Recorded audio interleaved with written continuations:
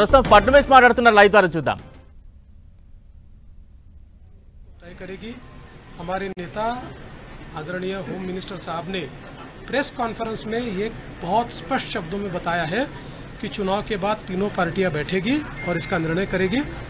अभी मैं ऐसा मानता हूं कि हमारे एकनाथ शिंदे जी उनके पार्टी के अध्यक्ष है, अजित पवार जी उनके पार्टी के अध्यक्ष है और साथ में हमारे पार्टी के जो राष्ट्रीय अध्यक्ष है उनको हमारा पार्लियामेंट्री बोर्ड ऑथराइज करता है। तो ये लोग बैठकर एक उचित निर्णय करेंगे, हमारे वरिष्ठ नेताओं से बातचीत करेंगे, हमारे पार्लियामेंट्री बोर्ड से बातचीत करेंगे, जो निर्णय होगा वो सबको मान्य होगा, इसमें कोई विवाद नहीं।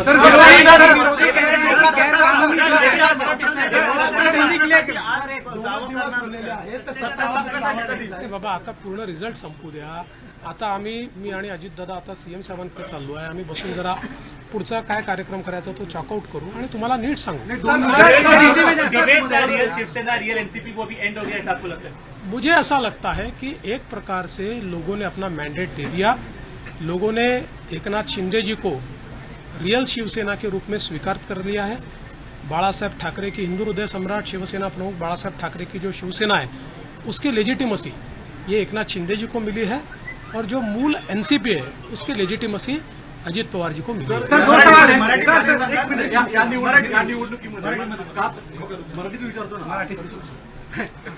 या निवडणुकीमध्ये कास्ट पोलरायझेशन करण्याचा प्रयत्न महाविकास आघाडीकडून आवर्जून केला गेला, विशेषतः मराठवाड्यामध्ये आणि विदर्भामध्ये पण वेगवेगळ्या ठिकाणी अशा स्वरूपाचा प्रचार केला गेला। तरी देखील विदर्भ आणि मराठवाडा याच्यामध्ये प्रचंड भाजपला यश मिळताना दिसतंय, याचं प्रमुख कारण मला असं वाटतं की जेव्हा वारंवार तुम्ही एका व्यक्तीला एका पक्षाला टार्गेट करता त्यावेळी तुम्ही जे टार्गेट करता त्यातली हवा पण निघून जाते आणि त्याची तीव्रताही कमी होते आणि लोकांना त्याचं सत्य समजतं। लोकांच्या मनात त्यानंतर एक प्रकारची सहानुभूती तयार होते, लोकांना लक्षात येतं की चुकीच्या पद्धतीनं टार्गेट केलं जात आहे। तसंच आम्हाला महाविकास आघाडीने ठरवून या ठिकाणी टार्गेट केलं, पण मला असं वाटतं की हळूहळू लोकांनी लक्षात आलं, कारण आमचा ट्रॅक रेकॉर्ड चांगला आहे, आम्ही नेहमी पॉझिटिव्ह काम केलेलं आहे, त्यामुळे आमचा ट्रॅक रेकॉर्ड पाहून लोकांनी या ठिकाणी मतदान केलं आहे।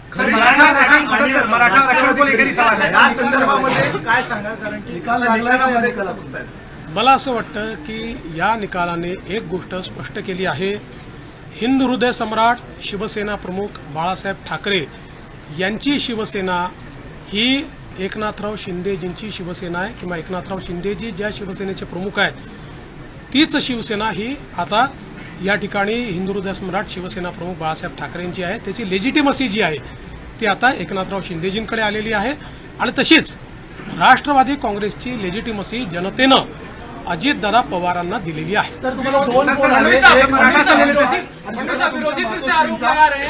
बोलणं झालं आईसोबत आणि अमित शहा, आईचा तर फक्त आशीर्वाद घेतलाय, आईने आशीर्वाद दिलाय आणि अमितभाईंनी खूप आनंद व्यक्त केला आणि अमितभाईंनी या ठिकाणी आमचं अभिनंदन देखील केलं।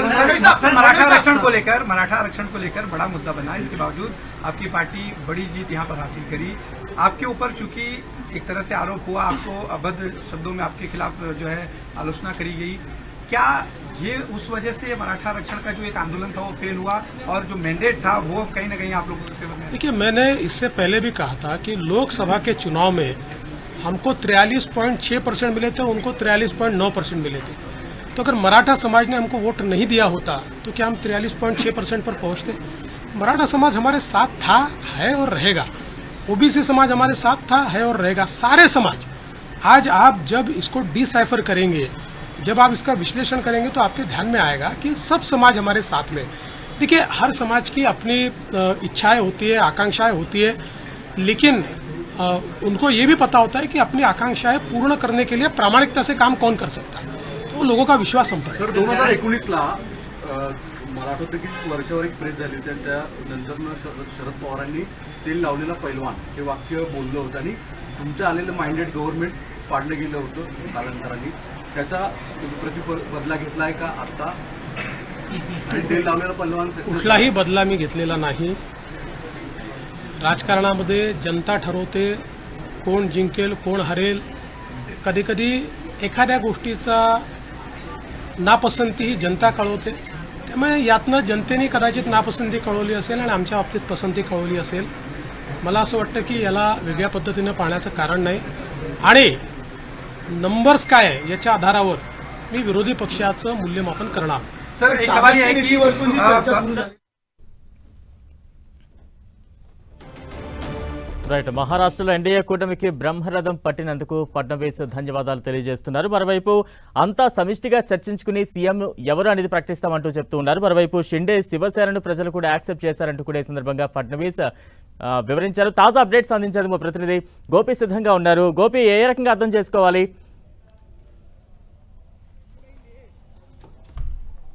ఎస్, ఎటువంటి విభేదాలు లేకుండా ముఖ్యమంత్రిపై నిర్ణయం ఉంటుంది అని చెప్పి దేవేంద్ర ఫడ్నవీస్ వెల్లడించడం జరిగింది. ఈ రోజు లేదా రేపట్లోగా ముఖ్యమంత్రి ఎవరు అన్నదానికి సంబంధించి నిర్ణయాన్ని వెలువరిస్తామని చెప్పి కూడా ఇటు దేవేంద్ర ఫడ్నవీస్ మాట్లాడారు.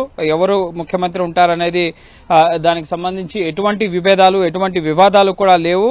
అందరికీ ఆమోదయోగ్యకరమైన నిర్ణయమే ఉంటుంది, కూటమి ప్రభుత్వమే ఏర్పడుతుందని చెప్పి కూడా ఇటు దేవేంద్ర ఫడ్నవీస్ స్పష్టం చేయడం జరిగింది. ఎందుకంటే కూటమిగానే వీళ్ళు ఎన్నికల ప్రచారాన్ని నిర్వహించారు, కూటమిగానే పోటీ చేయడం జరిగింది, కూటమిగానే సీట్ల సర్దుబాటు చేసుకున్నారు. కాబట్టి ఇప్పుడు బీజేపీకి సింగిల్ లార్జెస్ట్ పార్టీగా 131 స్థానాల్లో వాళ్ళు లీడ్లో ఉన్నంత మాత్రాన ఖచ్చితంగా వాళ్ళకే సీఎం ఫేస్ ఇవ్వాలి అన్నది ఎక్కడా కూడా లేదు. బీజేపీ కూడా ఆ విధంగా పట్టుబట్టలేదు. బీజేపీ జాతీయ నాయకత్వం నిర్ణయం తీసుకోవాల్సి ఉంటుంది. ఒకవేళ ఏక్నాథ్ షిండేని పక్కన పెడితే కనుక ఖచ్చితంగా మళ్లీ విభేదాలు వచ్చే అవకాశం ఉంటుంది.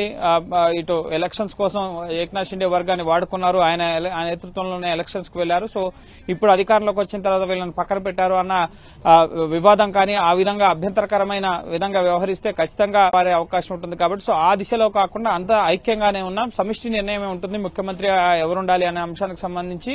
సో దానిపైన ఎవరికి ఎటువంటి అభ్యంతరాలు లేవు అన్న విషయాన్ని దేవేంద్ర ఫడ్నవీస్ స్పష్టం చేయడం జరిగింది. సో 3 పార్టీలకు సంబంధించిన నేతలు కూర్చొని చర్చించడం జరుగుతుంది. ఢిల్లీలో బీజేపీ కేంద్ర కార్యాలయంలో బీజేపీ పార్లమెంటరీ బోర్డు కూడా తదుపరి మహారాష్ట్ర ముఖ్యమంత్రి ఎవరు అన్నదానికి సంబంధించి ఒక నిర్ణయం తీసుకునే అవకాశం ఉంటుంది.